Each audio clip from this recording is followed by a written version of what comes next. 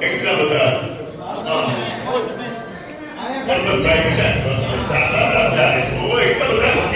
મુખ્ય હતા અને અત્યારે તમે એટલા બધા મોજમાં આ છે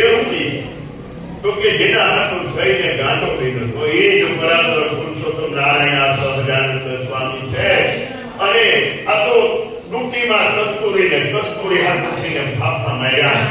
એમ કરીને 808 વાતની આરતી ઉતારી અને મહારાજને સિંહાસન ઉપર બિરાજમાન કર્યા અને 108 વાતની આરતી ઉતારી જય સદગુરુ સ્વામી પ્રભુ જય સદગુરુ સ્વામી સહજાનંદ દયાળુ સહજાનંદ દયાળુ બળવંત બહુનામી આયો સર કરુણા દિલ કરુણા બહુકીર્તિ વાલે કરુણા બહુકીર્તિ મોકાનક કરે મુક્તિ મોકાનક કરે મુક્તિ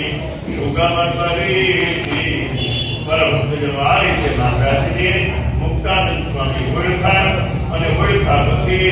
અને આરતી ઉતારી એવા માથામાંથી નારદને નરસિંહના જે ત્યાં આવેલ મહારાજની જે પ્રમાણે અમારા કુળની અંદર વધારો અને મહારાજ આખાને ટીકાના 6 માસ લગી 2 સ્વરૂપે રહ્યા એ રીતે મહારાજને દર્શનાઈમાં અને મારા ભક્તજનો મુક્તાનંદ સ્વામી અને મયારામ ભટ્ટ બે ગીતા પૂર્વક મહારાજ અમે તમને ઓળખી ન શક્યા હવે અમે તમને ઓળખ્યા કે તમે કોણ છો તમે તો પરાત્પર પુરુષોત્તમ નારાયણ અને મારા ભક્તજનો જ્યારે